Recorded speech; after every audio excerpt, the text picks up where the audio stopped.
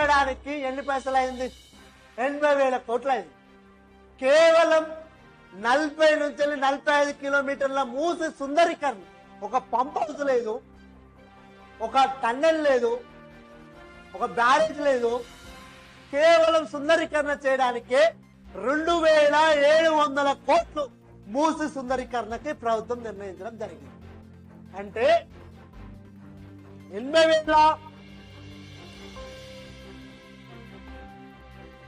80,000 కోట్లు కాళేశ్వరం, 2,700 కోట్లు